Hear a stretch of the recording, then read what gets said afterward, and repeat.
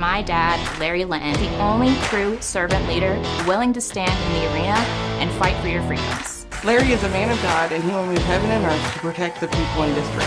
Too many elected politicians act like chameleons.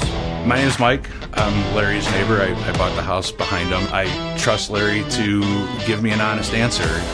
And what's important to me is faith, family, and my freedom. And I believe these values are also held by Larry Linton. More important than ever, I believe, in our lifetime to really stand up and fight for what's right. And Larry's doing that, and I'm supportive of it. We need to replace career politicians in Nashville with leaders willing to stand for what is right, even if it's not popular. People who feel a calling and are not looking to make a profession out of it. You're not going to find a more honest, straightforward, and passionate individual, I don't believe. Larry is what you see is what you get. He's honest. Listen, if you are looking for a true conservative who's passionate about the state of Tennessee, the people that live in it, and wanting to make a difference in a meaningful way, Larry's your guy.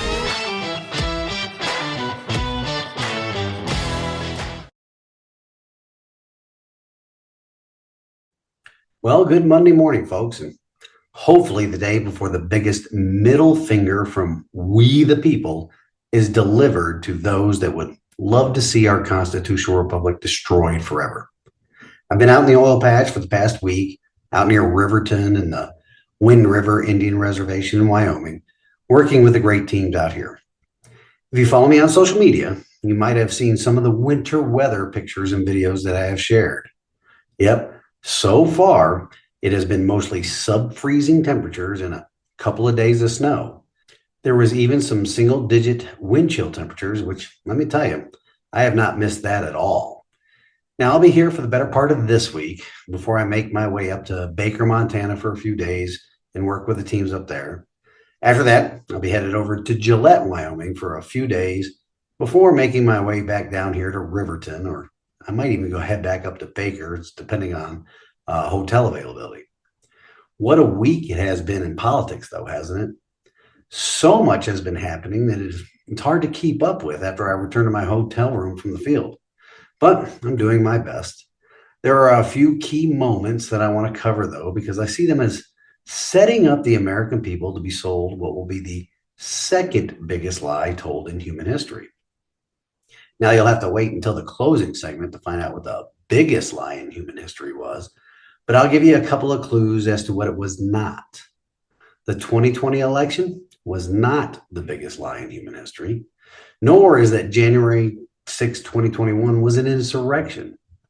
Now, those do rank near the top of the scale of big lies, though. Nor is it the lie that our government performs its primary function of securing the people's liberty. That one's up there too, but it's not what I'm talking about this week. Oh, and I need to ask you loyal listeners to stock up on an item rarely thought about these days, except by preppers, that is. You all need to go out and get some matches, or maybe a lighter like this one. Why, may you ask? Well, it's to burn some bridges. I'll be burning some bridges with this episode, I'm sure, and mostly with some former shipmates, people that served alongside me and swore the same oath to the Constitution that I did.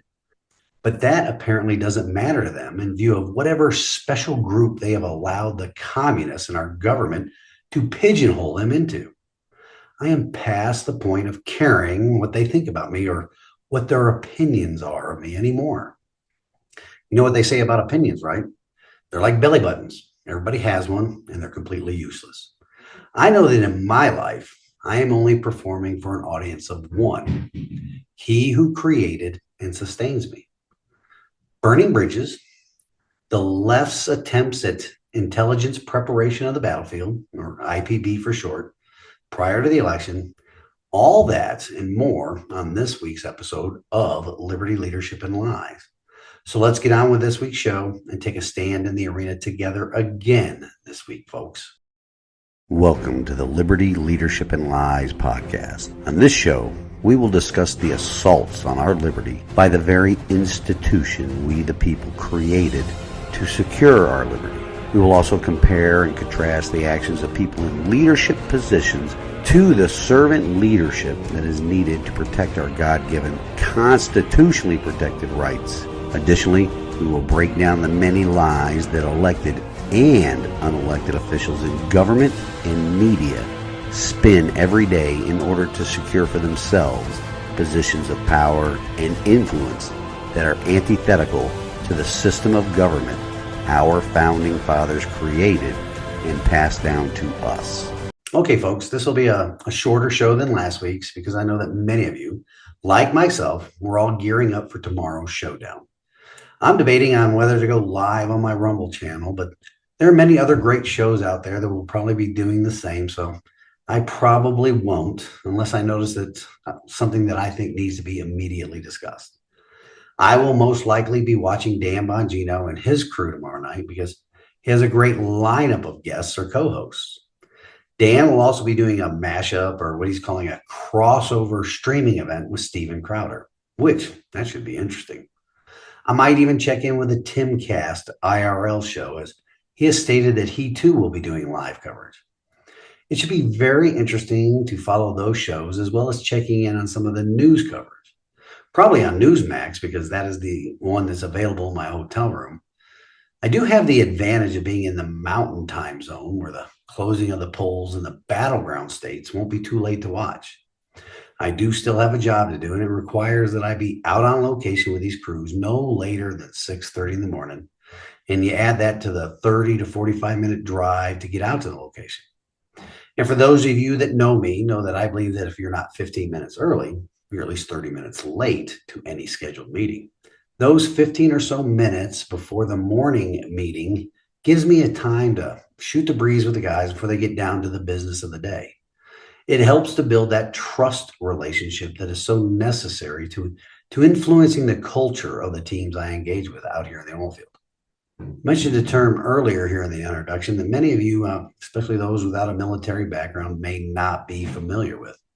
Although it describes activities that we all do every day, I'm using the term in the context of this week's show to try to make it clear to the audience that the left is actually engaged in warfare against the citizens of this country. That term is intelligence preparation of the battlefield, or IPB for short. So what is it? Well, the following definition comes from a manual I studied and used while attending the U.S. Army Sergeant Major Academy. It's in use all throughout the military.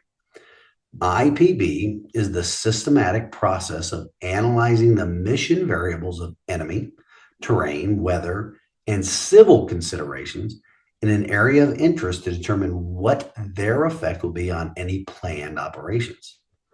IPB allows leaders to take a holistic, that's one of those Kamilah's newest and favorite words to use over and over, but it's a holistic approach to analyzing the operational environment.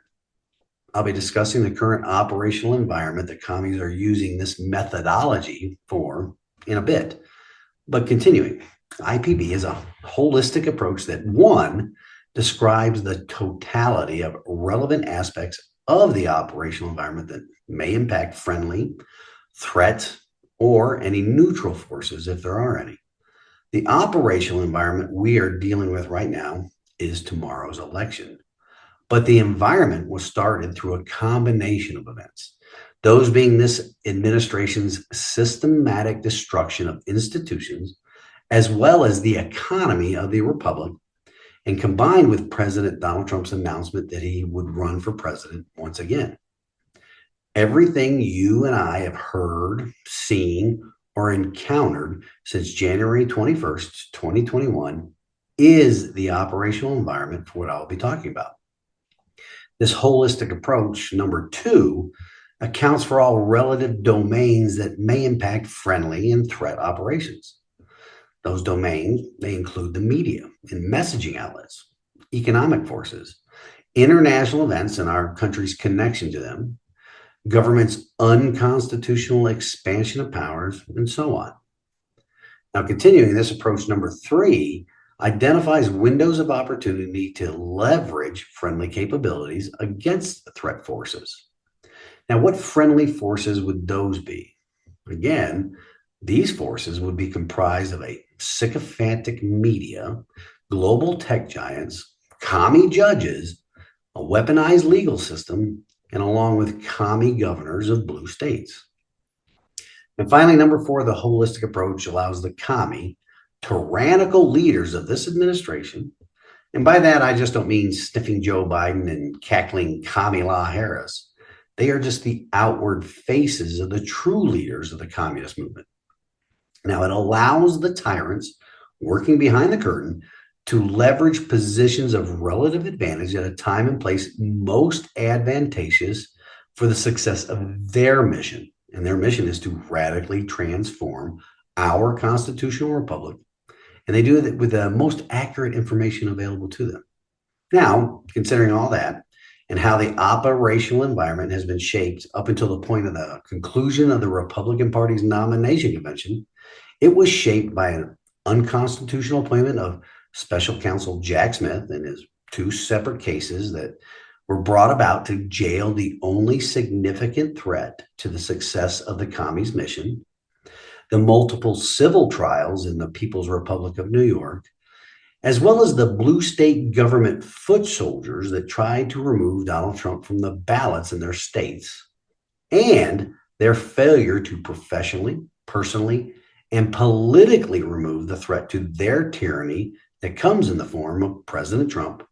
That all led up to 2 attempts in a 60-day period to physically remove the threat to their power. And those are the assassination attempts on July 18th in Butler, Pennsylvania, and September 15th in West Palm Beach, Florida.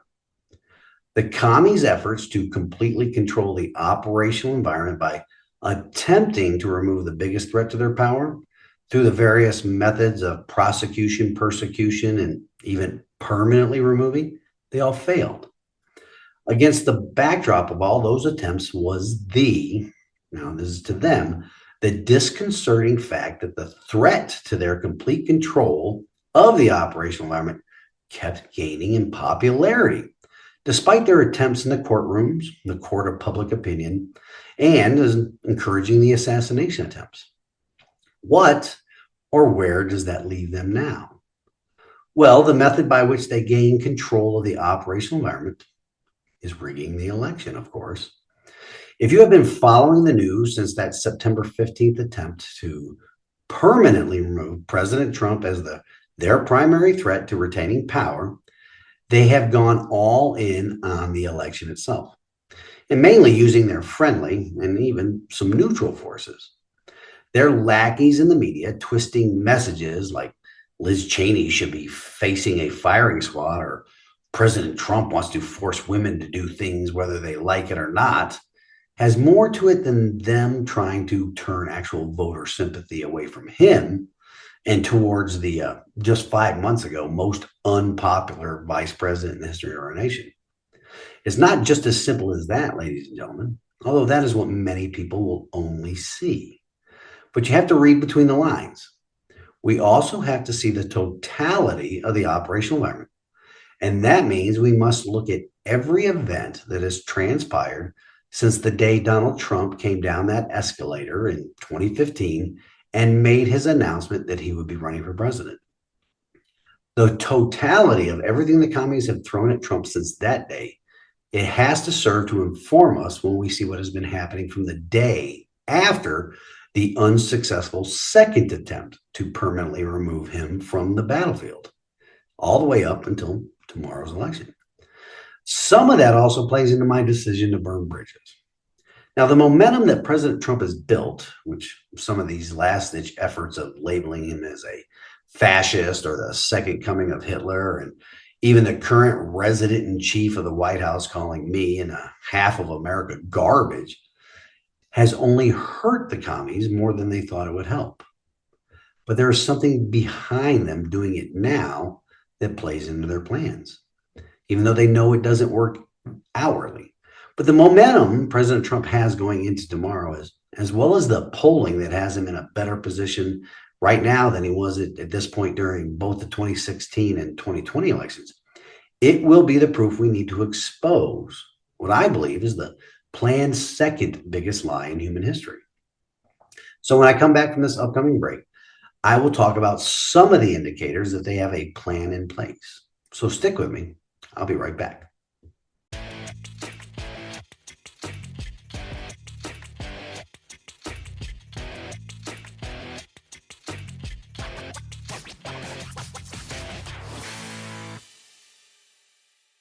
Okay, folks, we're back. Now let's discuss some of the indicators that there is a plan in place to sell the second biggest lie in human history. First, a small piece of news that won't have much of an impact on the overall electoral college outcome, but is part of the plan to deny the people of this country our true choice for president. But first, let me say, everything I will be discussing is what I think is about to happen. But there could be some mitigating factors that may prevent the commies from fully implementing their plan to sell the big lie. I, along with many others, are hoping that the mitigating factors stop the lie. Now, going back to the end of the last segment where I discussed the momentum and positive polling that currently surrounds the Trump campaign, it has led some people to believe that Donald Trump might even win the popular vote as well as the electoral college vote tomorrow night. Now, losing the electoral college will be devastating enough, but to lose the popular vote tomorrow, well, that is something the commies absolutely cannot tolerate. But it is shaping up to be a real possibility. That's why this bit of news is interesting and is probably happening everywhere, at least in blue states. Anyway, a woman that lives in Bellevue, which is in Washington State, that goes by the name of Jani Visaya. And for you fact checkers out there, this is an actual news report. Miss Visaya has now received 16 ballots at her home address, many with different names. Now, this is exactly what happened in the 2020 elections. Problems with mail-in ballots. Well, problems for Republicans, a bonus to the commies. Of course, reporting on events such as that type of story is usually what gets podcast, especially those on the constitutional or conservative side of the political spectrum. It gets reported by fact checkers and getting us banned or censored by what is supposed to be a neutral player on the battlefield, big tech.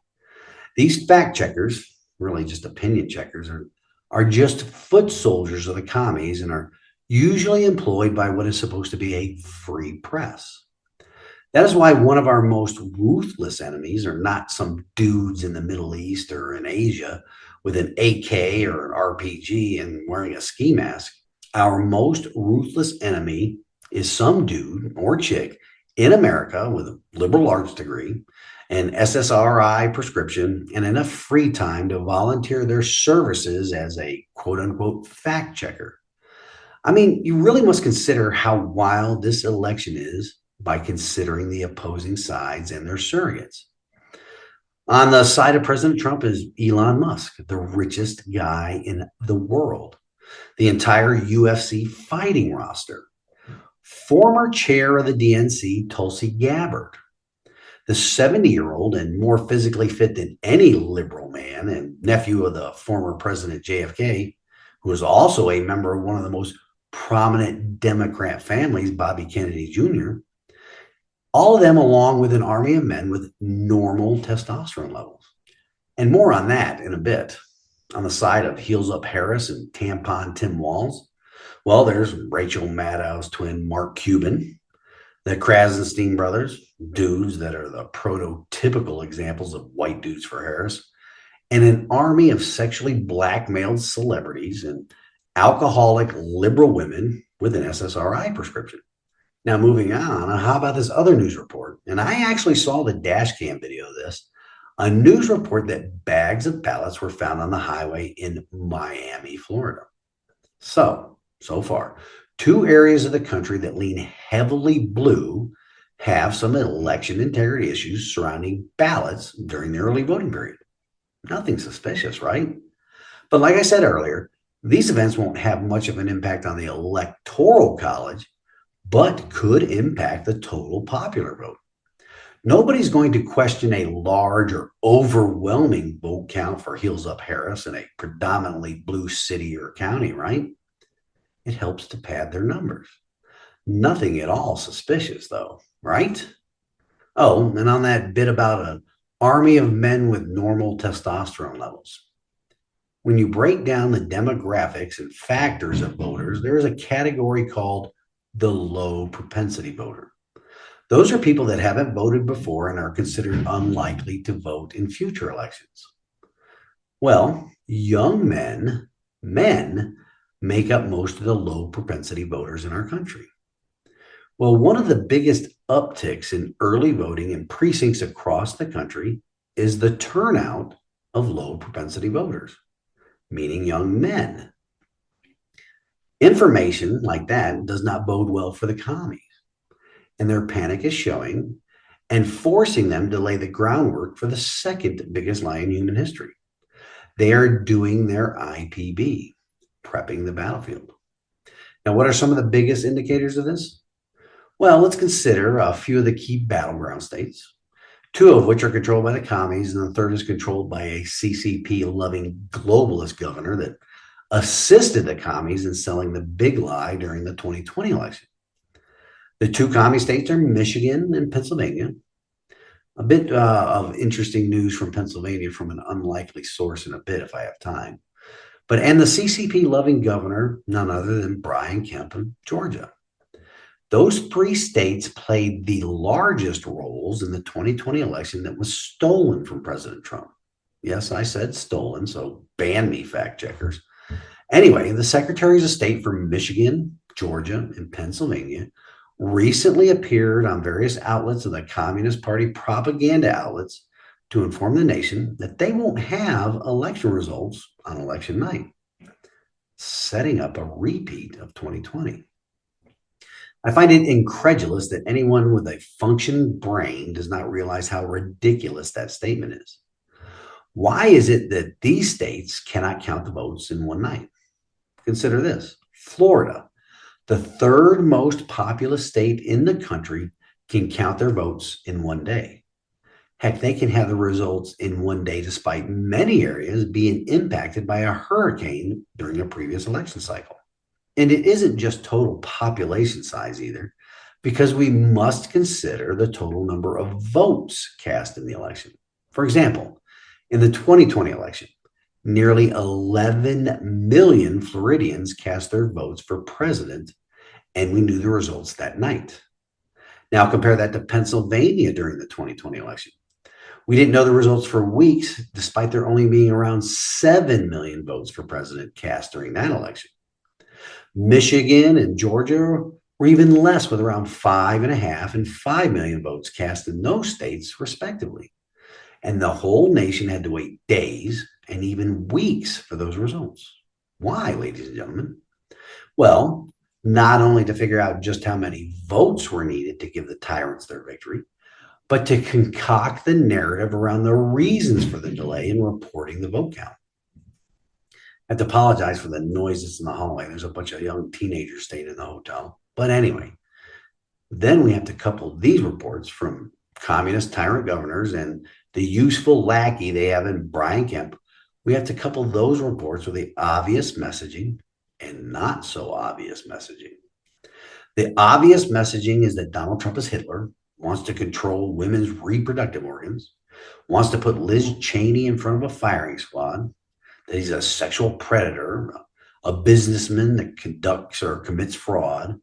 He led an insurrection on January 6th, or a serious risk to national security by selling secrets that he stole from the White House. All of those messages have been force-fed to the public for years now and followed up on the quid pro quo, Russian collusion, and PP tape hoaxes. We cannot forget that the opposing party also spied on his campaign. Spying on a campaign was an incident that ended the presidency of Richard Nixon. But since he was a Republican, he had to pay. But when the commies do it, well, that is accepted and acceptable behavior. But like I said, those are the obvious messages that the commies and their useful idiots in the media have been pushing for years now. What do you think is the not so obvious message? Well, I've been talking about it for a couple of weeks now, and that is the Christian vote. Put all of that together and you can see the pattern. Delay the counts in the battleground states to ensure that you get the results you want, and then blanket the compliant news media with the messaging that Donald Trump lost the election because the evangelicals could not support Trump in this election cycle because of his many flaws. Even though of the two candidates, the communist will be the worst for Christians in the country. And if they can't cheat enough, they will trot out the same old, well, he lost the popular vote messaging and deny him a mandate when he gets into office. It is so obvious, folks. So pay attention. And if you did not early vote, you must vote on election day. Even if there's a blizzard, get out there and vote. Even if you live in the bluest of blue states, you have to vote. We have to make this too big to rig. All right, I'm going to take a break right here and come back with my closing thoughts on burning some bridges too. Also God's word. So stick with me and I'll be right back.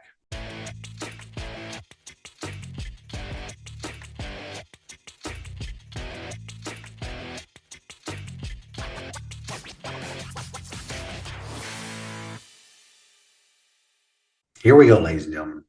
Be prepared to push back against what is looking like the second biggest lie in human history being forced down our throats.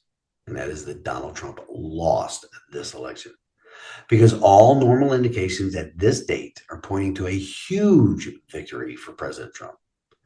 Of course, there were indicators of a Trump victory during the 2020 election, but the conditions for the steal were set up quite covertly. And most of America, we were none the wiser for it. We are, or should be, better prepared to push back against the lie this time. If the tyrants are successful in stealing this election, I fear for what happens next and pray that the commies don't want this country to tear itself apart because of their lust for power. I pray that they will take their defeat, regroup, and try again in 2028. But now, let's burn some bridges. Told you in the introduction that there are several people that I served within the Navy.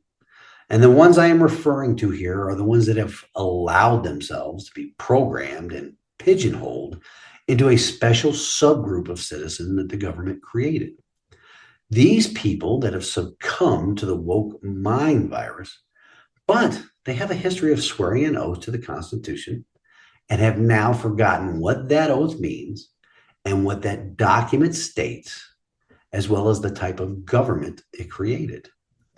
They don't understand that the smallest of minorities in mankind is the minority of the individual, and that our government was created to secure the liberty of the individual. They would rather see the government create new rights out of thin air for their special group. And those new rights, they erode the freedoms and liberty and rights of other individuals.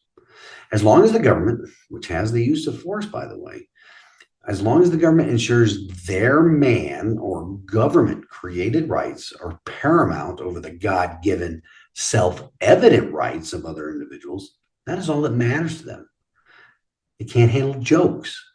People that want children exposed to pornography in government schools do not care that it infringes upon the rights of parents. They want to control the content of educational material so they can preserve the innocence of their own children. Nope. Or people that want to kill babies in the womb and call it reproductive health care do not care one bit about the baby's right to life because they don't consider the baby a human. You know who else dehumanized other humans? Yeah, the Nazis and slave traders. Exactly what they're accusing President Trump of. Or the people that want new government-created rights that force people to participate in their mental illness. Well, I see these people exactly for what they are now, or what they have become since serving in the military. They have become the tyrants our Constitution was created to protect the people from. I'm done being nice and trying to educate them on that wonderful document. I choose not to have anything to do with them any longer.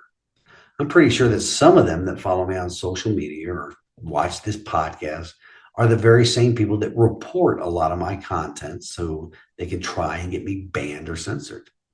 They have become that which they swore an oath to fight against. So go ahead, keep reporting me. I won't be silenced. I will no longer remind you of your oaths. You can continue to sit comfortably in your support of tyranny until it comes for you and takes away your special rights in support of some newer category of government created rights. I'm done with you and no longer need to tolerate your toxic hatred of all that is good and pure and innocent in this country. Now, for God's word, which recounts the biggest lie ever told in human history and is eerily similar to what the communists and secular humanists are telling us all today. This week's wisdom from God's word comes to us from the book of Genesis, chapter 3, verse 4 and 5. You will not certainly die, the serpent said to the woman, for God knows that when you eat from it, your eyes will be opened, and you will be like God, knowing good and evil. That is the message from the left to the rest of America today. They believe they are gods, and they get to determine the rest of the country's morality and who gets to live and who doesn't. They get to determine who is an essential worker and who isn't. They get to determine who can worship and where they can worship. Now, they want to sell us all on the second biggest lie, that Donald Trump, not a perfect human, but who is, they want us to believe that despite all the evidence to the contrary, that Donald Trump right now will lose the election so they can continue their push towards total tyrannical rule and control of the richest country in the world and further fuel their control of this country and the world. Don't fall for the lie, folks. Stick to your guns. Push back on their narrative and don't let them be successful. Because if they are, our constitutional republic will not survive. Until next week, and hopefully a brighter future for our country, stand in the arena with me. Reveille, it's time to wake up.